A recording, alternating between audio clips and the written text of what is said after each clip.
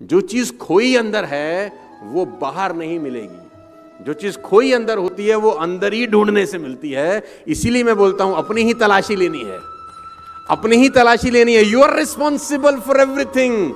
और गालिब भाई साहब आपके लिए एक शेर अर्ज कर गए हैं कि ताउम्र गालिब ये भूल करता रहा, ताउम्र गालिब ये भूल करता रहा, धूल चेहरे पे थी आईना साफ करता रहा। ये याद रखिएगा, जिंदगी में आपको कभी तकलीफ नहीं होगी। अगर आप जिंदगी में कामयाब हैं तो यू आर रिस्पॉन्सिबल, ना कामयाब हैं देन यू आर रिस्पॉन्सिबल। भगवान बुद्ध 12 साल के बाद यशोधरा के पास घर लौटते हैं।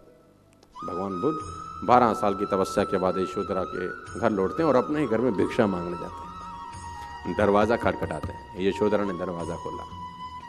अब वो भगवान बुद्ध को देखकर अवाक रह गई, 12 साल के बाद देखा था। बुद्ध ने कहा भिक्षाम देहि। तो यशोधरा को बहुत गुस्सा आया, क्योंकि बिन बताए गए थे, रात को उसको सूता छोड़ के चले गए थे। तो वो बुद्ध हो गए थे, वो परम ज्ञान का अनुभव हुआ। तो यशोधरा ने एक बड़ा खतरनाक सवाल बुद्ध से पूछा। वो भी तो बहुत तेज थी, बुद्ध की पत्नी थी। उसने बोला जिसको खोजने जंगल में गए थे, क्या वो घर पे नहीं था? बड़ा खतरनाक सवाल था। यशोधरा ने पूछा जो ढूंढने जंगल में गए थे, क्या वो घर में मौजूद नहीं था? भगवान तो हर जगह है। तो मुस्कुराते हुए बुद्ध ने कहा घर में मौजूद था। बोला फिर जंगल क्यों गए? बोला जंगल जाके ही तो पता चला कि घर में मौजूद है। जंगल जाके ही तो पता चला कि घर में भी मौजूद है।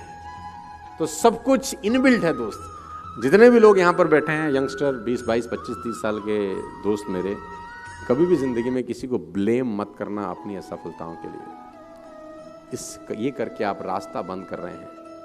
क्यों? क्योंकि जब आप किसी और को ब्लेम करते हैं तब आप खुद पे काम करना बंद कर देते हैं, क्योंकि आपको पता है कि काम इसकी वजह से खराब हुआ तो यही ठीक करेगा,